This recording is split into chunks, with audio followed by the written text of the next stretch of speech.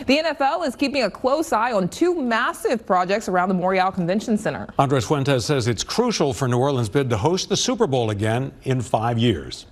Developers are eager to make history with the first convention center hotel in New Orleans in decades. It has been well over 40 years since we as a city have been able to embark on a project of this scale. Jim Cook, president and CEO of Memorial Convention Center, is excited to see a new $500 million Omni headquarter hotel right across the street from the convention center, where the Sugar Mill event space is now. Last week, the CBD Historic Landmarks Commission approved a recommendation to demolish the Sugar Mill, one step forward for the massive hospitality investment. It will help us to attract between 25 and 30 more events a year.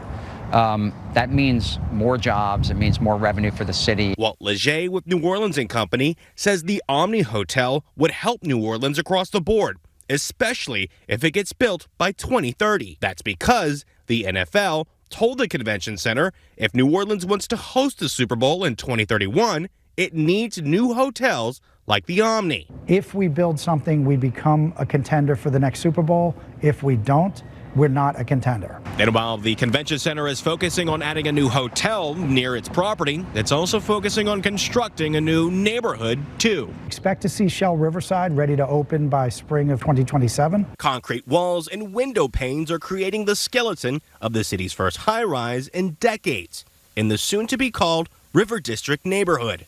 And once the office tower opens, developers say other projects will follow. There's a lot of talk with a lot of potential investors, whether they be developers of housing or developers of entertainment venues. Convention center leaders say tackling the Omni project as well as launching the River District simultaneously will help New Orleans stick out over the next few years. We need momentum.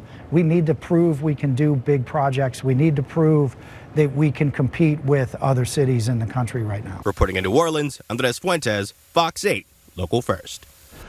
The Sugar Mill demolition plan still needs further approval from the City Council before it's official.